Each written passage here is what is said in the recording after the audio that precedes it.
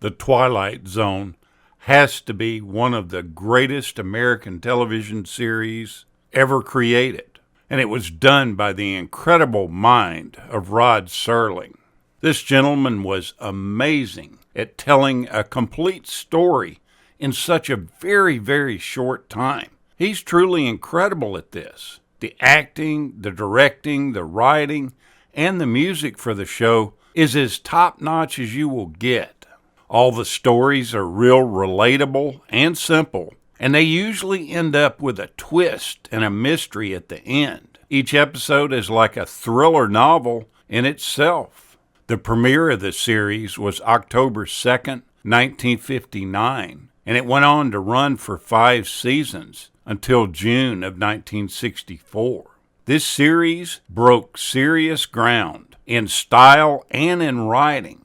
The entertainment world had never seen science fiction done like this. During its run, there were 156 black and white episodes, and it features both established stars and younger actors that would go on to become much better known later. Rolling Stone ranked the 100 greatest shows of all time back in 2016, and at number 7 on the list was The Twilight Zone. By the end of the show, there was usually a moral that was produced that related somehow to the fantasy, science fiction, suspense, and psychological thrilling that went on during the episode.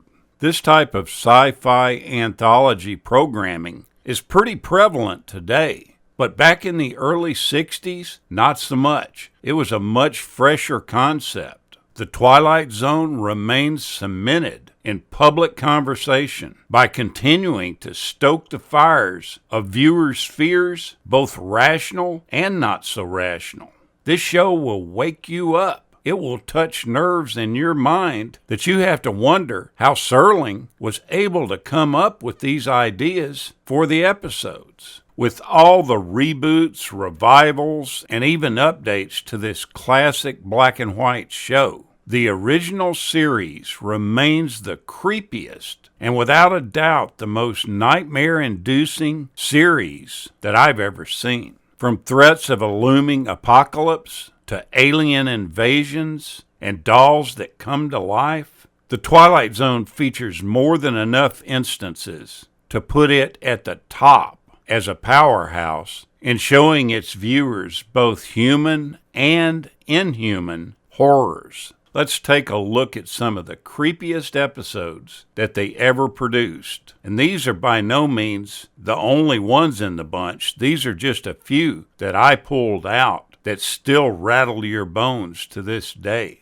In Season 1, Episode 8, titled Time Enough at Last, we're introduced to a man named Henry Bemis, played by Burgess Meredith. And Henry just absolutely loves to read and can't seem to find enough time to do it. In this episode, we're introduced to an idea that what would be more terrifying than finally getting all the time in the world to do the one thing that you always wanted to do, but then having it ripped away from you in an instant. In this episode, Henry is the sole survivor of a nuclear attack, and he stumbles upon the ruins of a library. Thrilled that he doesn't have to listen to this nagging wife of his anymore, and also excited that he can finally have time to catch up on his reading, and that there's no one in sight to disturb him from this. He surrounds himself with a complete stack of books and plans out his next year on all the books that he's going to read. He's just tickled to death. But in one of the cruelest twists to hit the Twilight Zone, Henry steps on his glasses, shattering both the lenses and any chance of him reading anything again.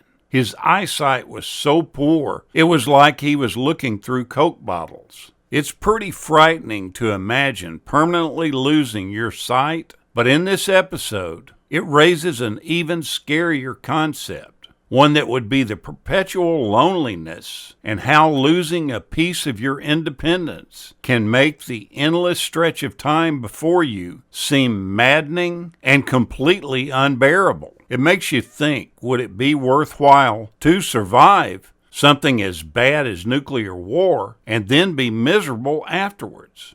In Season 3, Episode 3, entitled The Shelter, this episode probably hits home at this day and age better than anything I've seen. It's one that kind of mirrors the past year of 2020. It's a story about a group of friends and neighbors that hear the news that unidentified objects have been spotted hurling towards Earth. As it starts out, there's a jovial birthday party for Bill Stockton, played by Larry Gates. And this soon turns very disastrous as the partygoers, composed of his family and friends, begin vying for a place in Bill's basement fallout shelter. This isn't a particularly scary episode in terms of things that will visually frighten you, but it's completely horrifying in showing how fear and tragedy can bring out the worst in people that were previously clear-headed and rational. Violent panic, fierce paranoia, and a completely animalistic instinct for self-preservation arises in all these people. This episode makes you wonder if we are able to remain civil in times of crisis. And the answer to that is probably no. In Season 5, Episode 6, titled Living Doll, we meet a doll called Talkie Tina. She's the doll that does everything. A lifelike creation of plastic and springs with a painted smile. But you have to wonder, is she really as sweet as she looks? To most people, yes, but not to everybody. When Annabelle Streeter, played by Mary LaRoche, buys her daughter Christy, played by Tracy Stratford, this lovable Talkie Tina doll to comfort her, the doll is really quick to speak her already programmed catchphrase, "My name is Talkie Tina, and I love you very much," to everyone except Christy's cruel new stepfather, whose name is Eric, and he's played by Telly Savalas. She talks a little bit differently to him, with more sinister phrases like, "My name is Talkie Tina, and I don't like you," and "My name is Talkie Tina, and I'm going to kill you." The domestic horror that's going on in the household and the tension inside the Streeter household seems scary enough. But Living Doll plays with the fear that comes from experiencing horrors that you're positive they exist while knowing that no one believes you. What's more terrifying than something inanimate taking on a life of its own and trying to do away with you? The scariness of this episode is raised to another level by the creepy voice that is dubbed by June Fourier. And it definitely moves this episode of The Twilight Zone into something that creates nightmares all night long. Season 2, Episode 6 is called Eye of the Beholder. And in this one, we find that being different from everyone around you can instill fear and anxiety, even in the most confident people. The total lack of ability to conform to a specific group, no matter how hard you try, can leave you completely lost, alone, and afraid. Completely uncertain if you'll find out where you belong. That's the case when a bandaged woman named Janet is admitted to the hospital for a surgical procedure to treat a facial deformity.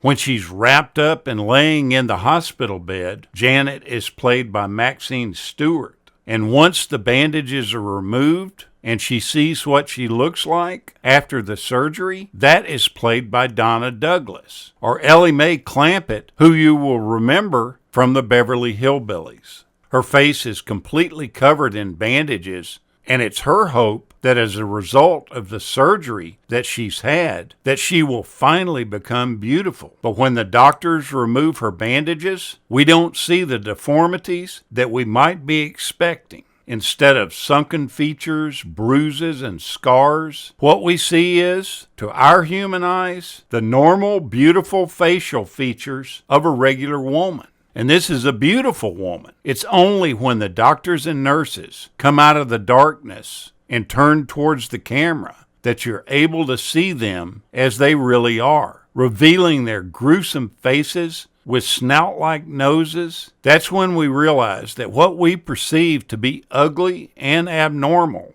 is actually typical in this society, while human beauty is something so ugly that it must be corrected by surgery. This episode holds a mirror up to ourselves and forces us to consider our definition of beauty.